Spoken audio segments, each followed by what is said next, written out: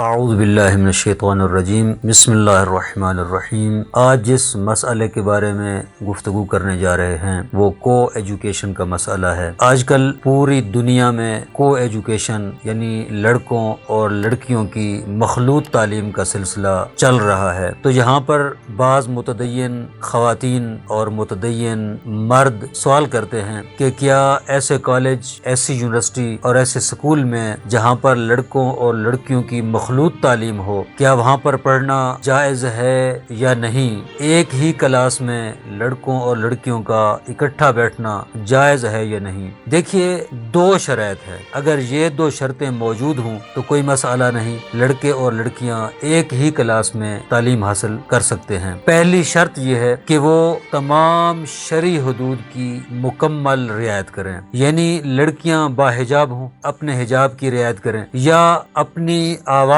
کو، جب باہمی گفتگو ہوتی ہے تو اپنی آواز کو اتنا نازک اور جذاب نہ بنائیں جس میں جذابیت پائی جائے۔ اور دوسری شرط یہ ہے کہ اس اکٹھی کلاس میں گناہ میں مبتلا ہونے کا خوف بھی نہ ہو۔ اگر یہ شرطیں موجود نہیں ہیں، یعنی شرعی حدود کی رعایت نہیں کی جا سکتی وہاں پر، یا گناہ میں مبتلا ہونے کا خوف ہے، تو ایسی صورتحال میں کو ایجوکیشن جائز نہیں ہے، لڑکوں اور لڑکیوں کا ایک ہی کلاس میں پڑھنا جائز نہیں ہے۔ والسلام علیکم ورحمۃ اللہ وبرکاتہ۔